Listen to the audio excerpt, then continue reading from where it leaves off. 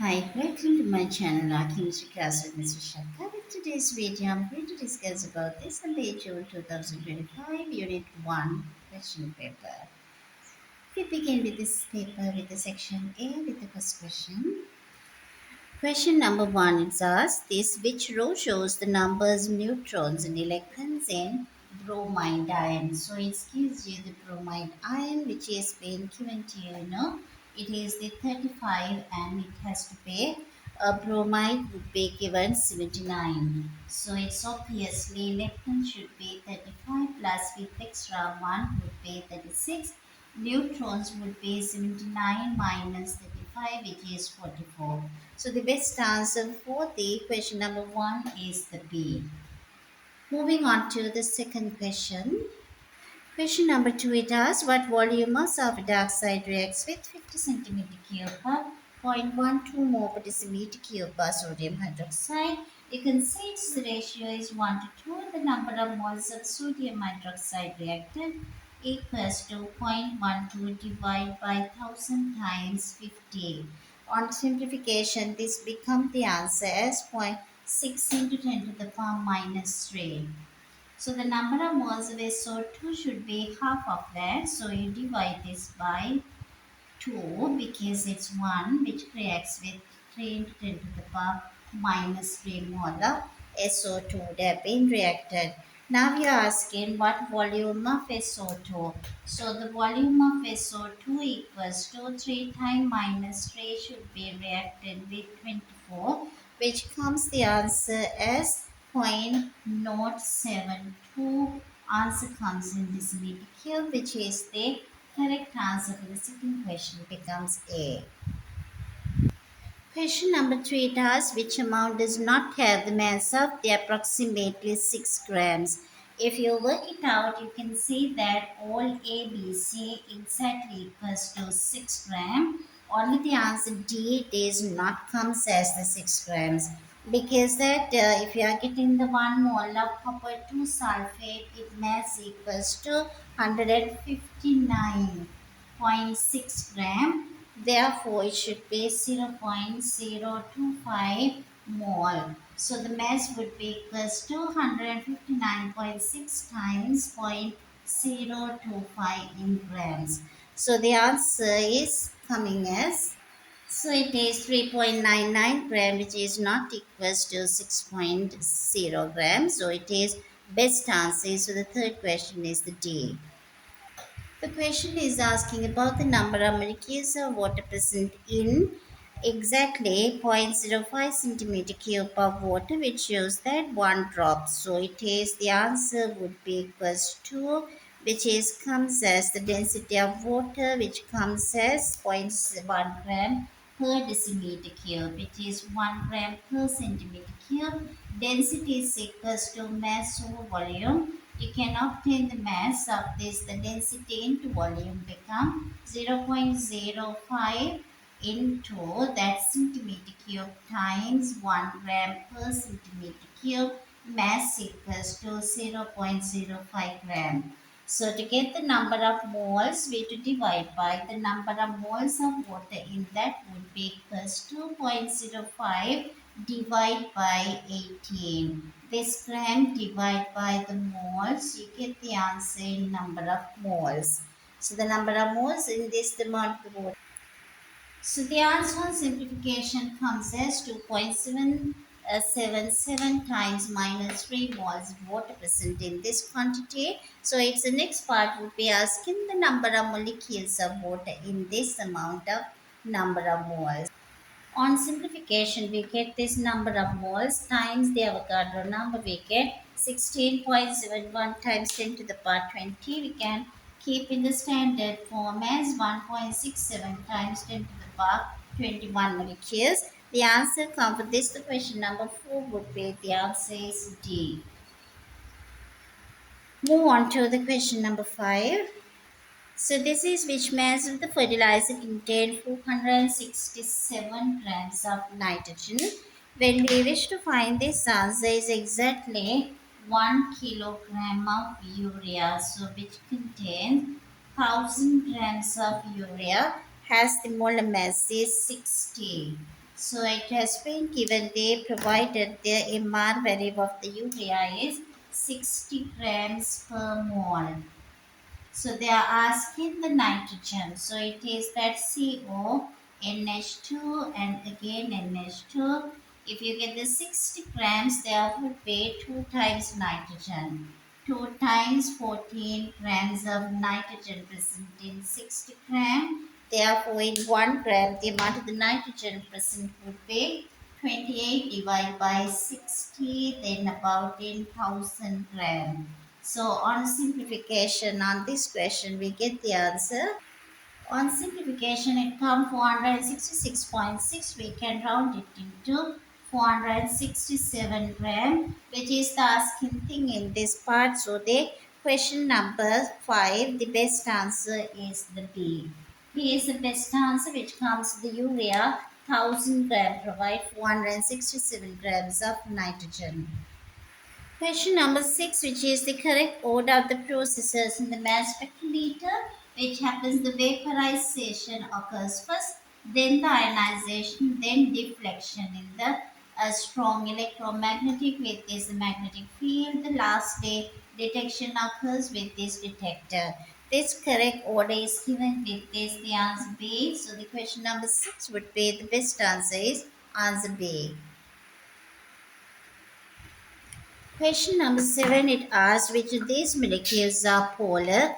Obviously, HCl is polar with this the electronegativity different. Yes, beryllium chloride is not polar molecule because it's symmetrical and it is that all the dipoles are conceals of same as the BCl3 non-polar molecule as this. Even though this contains the charge particle, there is electronegativity difference. All their dipoles get cancelled off. So it is none of these beryllium chloride or PCA3 having this the polarity. Only the answer is the A. So which is that seventh question. The answer A on the HCl is polar. Question number 8, which substance doesn't exist as a giant lattice? Obviously, the answer is D, which is the fullerene or Buckminster fullerene, which consists of only 60 carbons, so it is not a giant lattice structure. Question number 9, which asking with the preparation of 4 hydrogen gas has the highest atom economy. It should be the least waste has to be generated in B. Therefore, for the question number 9, the best answer is the B. Least atom economy because least waste is there, so which gives rise to highest atom economy. Least waste mass of carbon monoxide is 28. But in the answer A, the mass of waste is 32, which is oxygen. Answer C, the mass of waste is carbon dioxide, 44. So in this context, so it has to be the carbon dioxide has greater mass of 44, which comes the best answer as the B. Question number 10, it asks which reaction to produce copper to nitrate with molar mass 187.5 has an atomic economy of 46.5. So you can see this is that the desired product would be copper nitrate 187.5 should be added all the products into this plus 2 times 108 is the silver times 100. So can simplify this answer. So can be able to get that which is the correct answer. This 187.5 is multiplied by 100. So the answer become 18,750. So 187.5 should be added into 108 and again it should be added into another silver 403.5. 403.5 once we divide 18,750 divided by 403.5 which comes the answer 46.46 which is 46.46 which comes near the 46.5 would be the percentage atom economy. So the question 10 the best answer is the C which gives the exactly percentage atom economy 46.5. Question number 11, it asks about what's maximum volume of butane which will completely burn in 130 centimeter cube oxygen. So 6.5 times equals to 130 centimeter cube. So 1 would be equals to 130 divided by 6.5. So when we divide 130 by 6.5, 130 divided by 6.5, we get the answers 20. So it is one volume would be 20 centimeter cube is needed of butane. So it should be 20 centimeter cube comes for the question number 11 is the answer is the C. Question number 12, it says that 3.5 gram a sample of organic compound, but it does not mention it's a hydrocarbon. Completely burned forming 5.15 grams of carbon dioxide as well as 2.11 grams of water. So the question is asking to find what is the empirical formula of this compound. To find the empirical formula, so it is produced 5.15 grams of carbon dioxide can find what mass of carbon is present. Mass of carbon present in this quantity would be equals to, if we get 44 grams of carbon dioxide, it contains 12, 1 gram this much, therefore 5.15 gram. This would be the mass of carbon present, 1.40. Same way we can calculate the mass of hydrogen also. So can calculate the mass of carbon as 1.4045, the mass of hydrogen, 2 grams of hydrogen in 18 grams of water, therefore in 1 gram this much times 2.11 gram being produced here, which comes as this 0.23444 grams of hydrogen. Now we know the mass of carbon and the hydrogen. If we subtract from 3.5, we can find the mass of oxygen has been reacted. With known these values are known, now we can go for calculation of the empirical formula.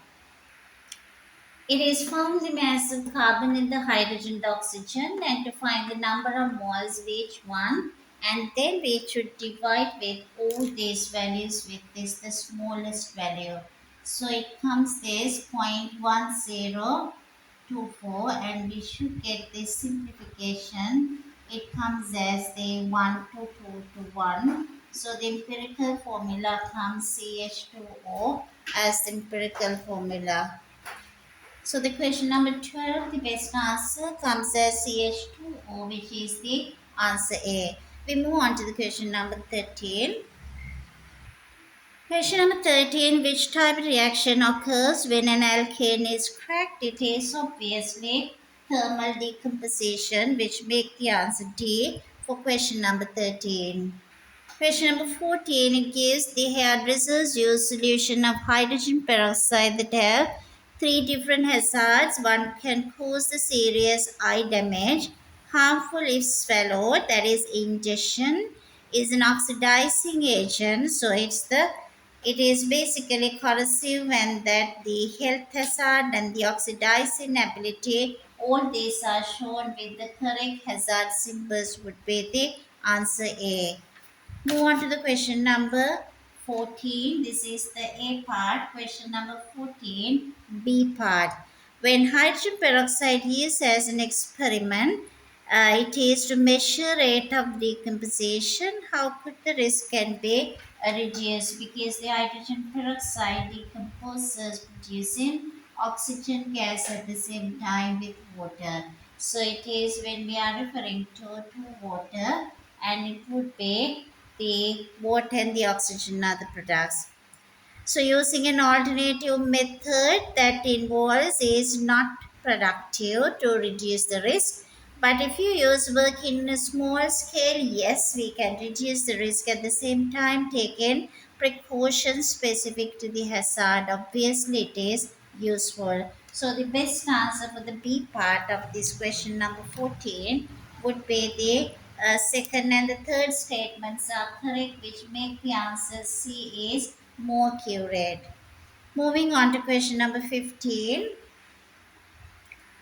So in this the 15th question, one molecule of hydrocarbon has been cracked to produce two molecules of ethene. So it is these two molecules of ethene and the two molecules of propane and the one molecule of propane. So obviously you are asking to find what's original hydrocarbon should contain. It is this 3 carbon and 6 carbon and 4 carbon, which comes carbon 13. When you add up to 4 times 2, 8 hydrogen, and 6 times 2, 12, and the 8, it comes exactly hydrogen 28. So the hydrocarbon should be C13H28. So the answer for the question number 15, it comes as the answer D is the best answer. Now we move on to the question number 16. Question number 16, it asks how many hydrogen atoms are there in 14 grams of methane. What we know about this methane is that the MR is 16. If you get 16 grams of methane, hydrogen atom would be 4 into Avogadro numbers into 10 to the power 23 atoms are present, hydrogen atoms in 16 gram. But the question is asking for 14 grams. So in that condition, you can get an idea. For 1 gram, it contains 4 times 6.0, 2 times 10 to the power 23, divide by 16, multiply by 14. So once on simplification, it gives the answer 2.107. 2.107 times 10 to the power 24. This much of atoms do present, which brings the question number 16. The best answer is the C. We move on to the question number 17. Question number 17, it's asked about which structures represent pair of isomers. Once we get the answer A, it shows very clearly these are the two pair of isomers because the same molecular formula. So it is having 1, 2, 3, 4, 5, 6 means C6. H14 again 1, 2, 3, 4, 5, 6, and these both structures represent with the same molecular formula. So the 17, the best answer should be the A. Question number 18, which molecule has geometric isomers? So the question number 18 is the best answer. There should be two different groups attached to at least one side. This is that each carbon of the double bond. So in that this question number 18, it is this answer would comes here, which is the best answer would be having this double bond means it's hydrogen. So it comes here. This is that 1, 2. So it should be this is 1 and the 2. So once you get this evaluation, when you clearly look at this molecule, this is that hydrogen and the hydrogen. Every carbon of the double bond is attached to two different groups. Here CH2, CH3. This answer for the 18 would be the answer D. So which gives the best answer to show the geometric isomers in this D answer. Move on to the question number 19. Question number 19, which is the correct mechanism for the electrophilic addition reaction between HBr as well as it is the pent 1 in double bond at the corners, so it's a pent 1 in is a very correct one. Comes the answer B because there are two correct curly arrows and the carbocation has to be mentioned on this the carbon where there would be this secondary carbocation is produced into that electron pair on bromide ion is attracted to. So this the best one would be. So the answer is B for question number 19. We came to the end of the section A. We move on to the section B. Question number 28 part, it says about the data for 2021. There are 415 parts per million ppm values of carbon dioxide in the atmosphere by volume. You are asking to find number of moles of carbon dioxide. So it is present in this particular one in 1 meter cube volume. So in 1 meter cube, so it is that 1 meter cube of air. What's the number of moles of carbon dioxide present? And given the temperature is 20 degrees Celsius and the pressure is given 101 times 1000 in pascals. Temperature is given to you as 20 degrees Celsius, 273 plus 20, so it comes as 293 in Kelvin. All these values are there, but once has been given this 415 parts per million means it is if you are getting 1 million air, 1 million meter cube of air, it contains only 415 meter cube of carbon dioxide. This is the hint to be used in this calculation. Therefore, in 1 meter cube contain 415 divided by 10 to the power 6 means 415 times minus 6. We can simplify 4.15 times minus 4 meter cube of volume. So this is the volume of carbon dioxide. So it should be used this answer for your calculation. Once it is substituted into the PV equals to nRT, so we can rearrange the equation. In T, we need to find the number of moles. Therefore, the number of mole is equals to PV divided by RT. We know the pressure and the volume and the gas constant and the temperature. Once we substitute everything, so we get the answer 0.0172 moles of carbon dioxide is present. So this answer gives about these 4 marks of this calculation. We move on to the B part.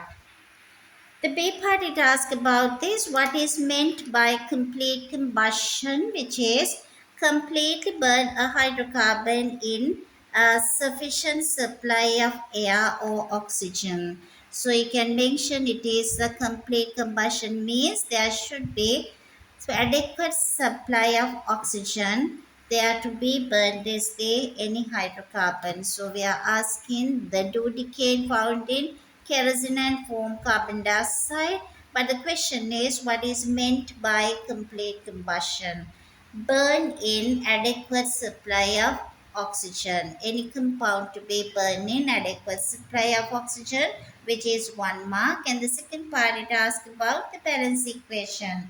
So once it is written this, the carbon 12 and the hydrogen 26 when it burn completely in oxygen it produces 12 CO2 plus 13 H2O, which needs for balancing 37 over 2. But they ask about this thing because the oxygen become 12 times 2 24.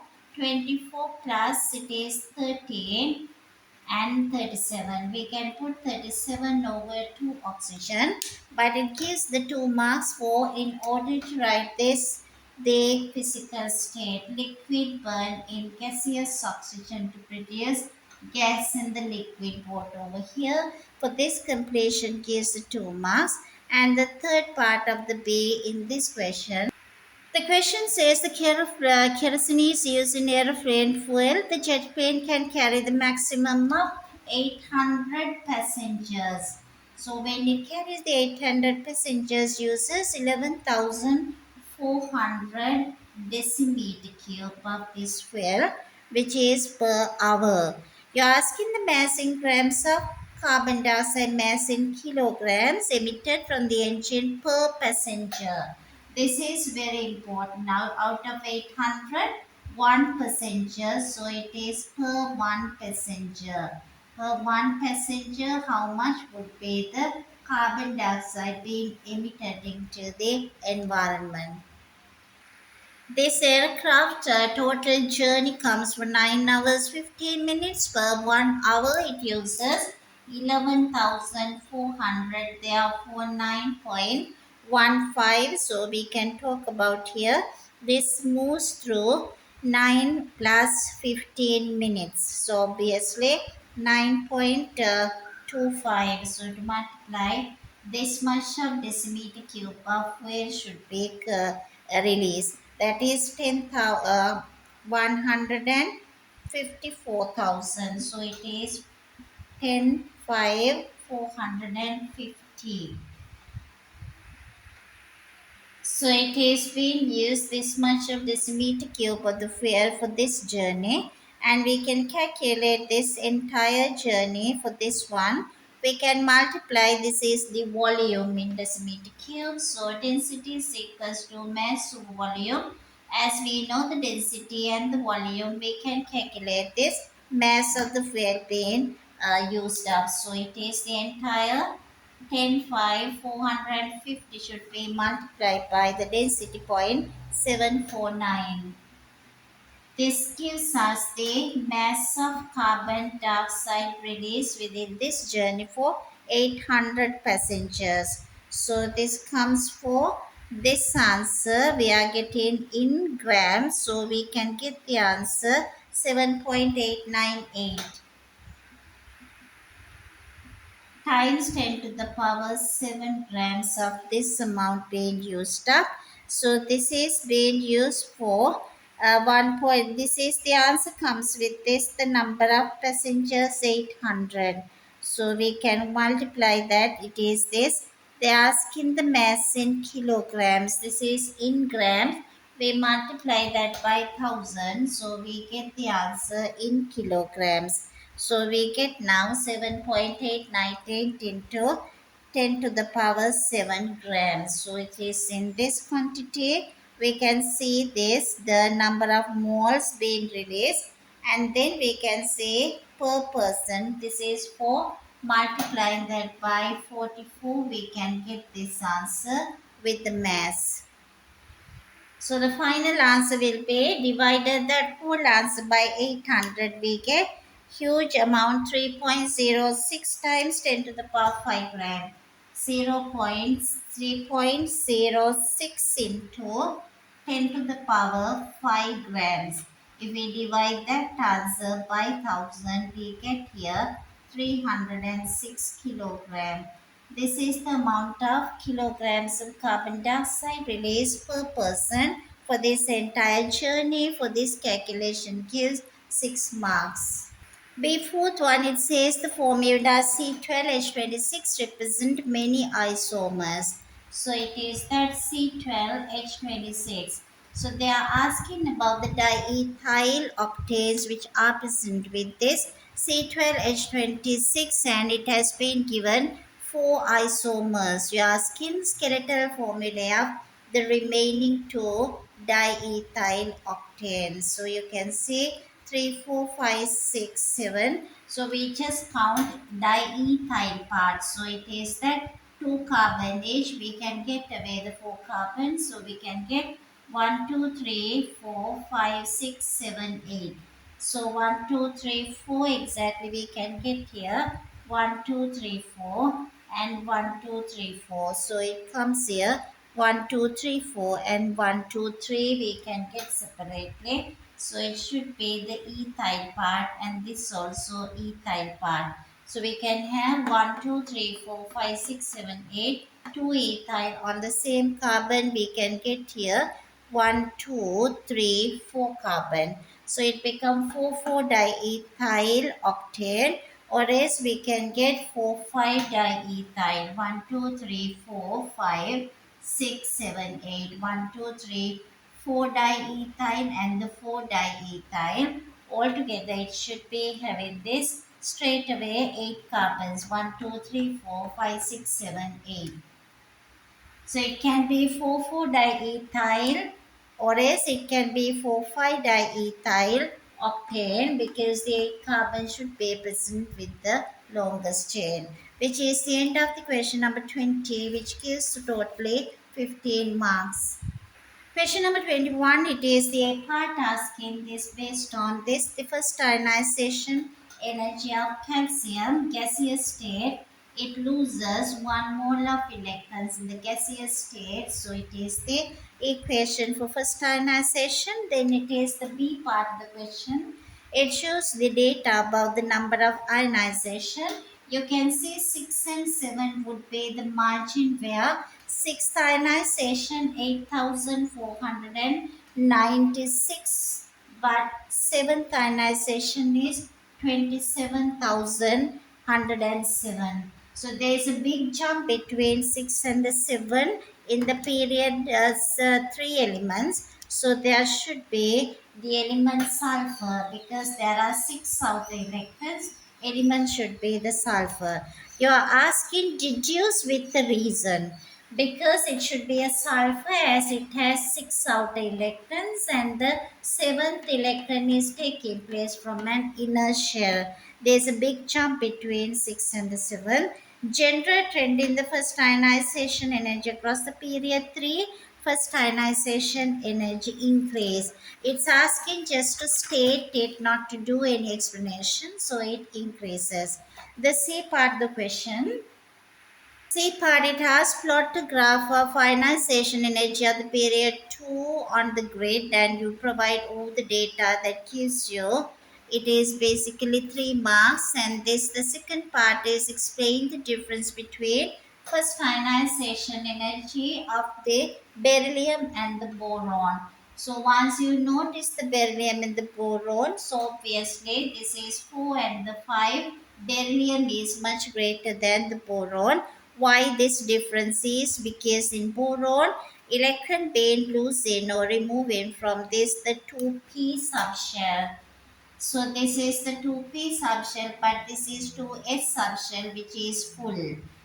This is totally full, and it is the 2p orbital is in higher energy. Also, it is more shielded. This is shielded. 2p subshell is shielded.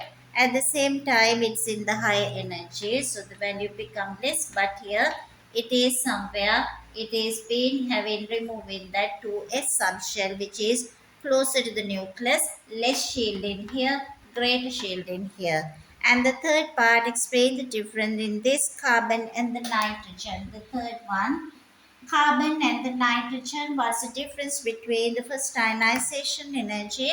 Obviously, this is 6 and the 7, more protons, greater number of protons. The first ionization energy is nitrogen greater than carbon. So they both occurs from the 2p orbitals, but nitrogen nuclear charge is greater as 7 protons are present. This is the end of the question number 21. We move on to the question number 22. Question number 22 about this the alkanes and the halogens. You are asking the name of the type of mechanism of the reaction in the A part. It should be the free radical substitution mechanism. In the B part, it asks about this the equation for initiation reaction with chlorine with butane. C4H10 react with the chlorine. Initial step involved. It is the formation of free radicals. So it is movement of the single electron producing two chlorine free radicals by the using of this the UV light. So this is the initiation step gives you 2 marks. Second part can equation for each of the first two propagation steps. So obviously C4H10 react with one of the chlorine free radical. C4H9 radical generate with HCl. C4H9 radical is again too reactive attracted by the chlorine molecule. C4H9Cl generate the chlorine free radical. So this could be the two propagation. The next one they are asking the termination step producing an alkane. So in order to generate an alkane, so I just highlight this the free radical in different color for you to get more clear picture. So this free radical generate another one. So it should be obviously these are the propagation.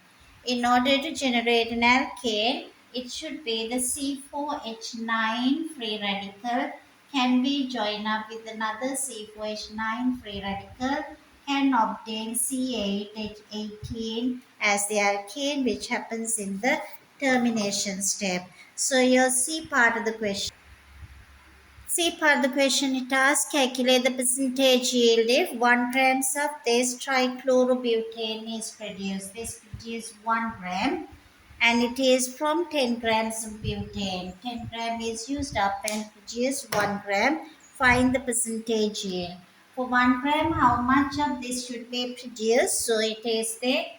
You can see that how many moles of C4H10 being reacted. So it is 10 divided by 58 is the number of moles, which comes 0.1724. 0.1724 mole of this also should be produced. So it is the mass of this is C4H7Cl3 should be equals to 0.172 times its molar mass, which comes as 161.5 gram. Altogether, it gives you the total mass 27.8 grams. 27.8 grams should be produced, but now it is produced only, it is just 1 gram. So we can get the percentage yield. One is produced instead of 27.8, therefore into 100, percentage yield comes as 3.59. So it is extremely less the percentage yield. So the reason is there are so many other products are produced. D part of the question it asks, chlorine can be analyzed in the mass spectrometer. On the grid shown, you are asked to expect to see the molecular ion peaks for the chlorine molecules. They are in 75 and the 25%, chlorine 35 and the 37. Obviously, this exists as 9 times, 6 times, and 1 time. Their ratio between 9 to 6 to 1 because there are different combination of 35-35 with 1 positive. Also chlorine 35-37 with 1 positive, or else it could be arranged as 37% 35. Next and the last possibility would be 37-37 would be 1 positive.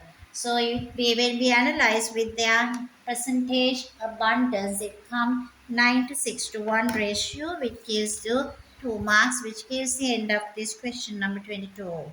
Question number 23 tells the structure and the bonding, and the A part of the question it says ionic bonding occurs between metal and the non-metal. Describe ionic bonding. For this case, you just 1 mark is the electrostatic forces of attraction between oppositely charged ions. The second part, why the ionic bonding in, this is the A. First one we discussed this magnesium fluoride ionic compound when compared with the sodium fluoride. The question is asking to identify which is stronger, why magnesium fluoride is stronger than the sodium fluoride. Answer comes with this, that charge density and the size. Mg2 plus is smaller than Na1 plus. Mg2 plus has greater charge than Na1 plus. Charge density, this is the kind of the driving force here. Charge density of magnesium 2 plus is much higher than charge density of Na1 plus. So this would be gives you, it's a strong attraction with the fluoride ion than sodium fluoride. So it is much stronger ionic bonding. Fourth part of this question, it asks about this, the ionic lattice of sodium chloride. You can use at least 9 ions. So we can just represent like it's the bigger chloride ions and surrounded by the oppositely charged sodium ions. So minimum 9 ions should be shown in this diagram. And the B part, it says the non-metal atoms join together using covalent bonds. The question is, describe covalent bonding. Again, the electrostatic forces of attraction between a shared pair of electrons. Now there is involved a shared pair of electrons plus 2 nuclei of 2 atoms. So this 2 nuclei of 2 atoms, so it has to be involved in this kind of this the covalent bonding. So that gives you this 1 mark. Moving on to the question number 23b, second one. Methane, ammonia, and the water are covalently bonded. You're asking to draw dot and cross diagrams for methane, ammonia, and the water. This is how we can represent the dots and cross diagrams of methane, ammonia, and the water. How it would be using its lone pair of electrons are not used. The third part of the question, it asks about these 3 molecules, methane, ammonia, and the water each have a different shape. You're asking to complete the table. So the methane has the tetrahedral shape with bond angle would be equals to 109.5, and the ammonia is a trigonal pyramidal shape with bond angle 107. So this is that NH3 is that trigonal planar in shape with bond angle 107, and the carbon with this 4 hydrogen would be the tetrahedral shape with 109.5 would be the bond angle, and the water molecule is arranged with two lone pairs here. 104 would be the bond angle with the shape is either it is we can talk about the non-linear shape or V shape. And this is the fourth one, the differences between the shapes with the bond angles, so that all contain 4 electron pairs around this central atom. Here the nitrogen is the central, the oxygen and the carbon. It is 1, 2, 3, 4, 1, 2, 3, 4, and 1, 2, 3, 4. 4 electron pairs are arranged with the central atom. So with the ammonia, one lone pair with 3 bond pairs, but the water, 2 lone pairs with 2 bond pairs, and with the methane is altogether all bond pairs. So the lone pairs repel greater than these bonding pairs of electrons. So they arrange with minimum repulsion and maximum separation. That's why we get these different shapes. Explain why they different melting temperatures, because the ethene is a simple molecule, so we contain weak intermolecular forces, but polythene is a polymer which is a giant structure with strong intermolecular forces. So a lot of heat energy is needed to overcome them then between simple molecules of ethene. And the C part metals are held together by metallic bonding. You ask it to describe metallic bonding. It is the electrostatic force of attraction between positive metal ions and the delocalized electrons. That's the C first part would be the answer. Electrostatic force of attraction between delocalized electrons and the positive metal ions. And the C second one it asks with a diagram why copper conducts electricity. So it is the copper means it is the electrostatic force of attractions are there which contain delocalized electron. When each copper 2 ion is produced, 2 electrons are lost into the delocalized C. All these electrons can move under a potential difference, so copper can conduct electricity. So it is the last part of this, the entire paper with question number 23. I hope you got an overall idea about how to answer to this paper and you gain some understanding. Thank you so much for watching the video. Hope to meet up you soon with another video. Thank you so much.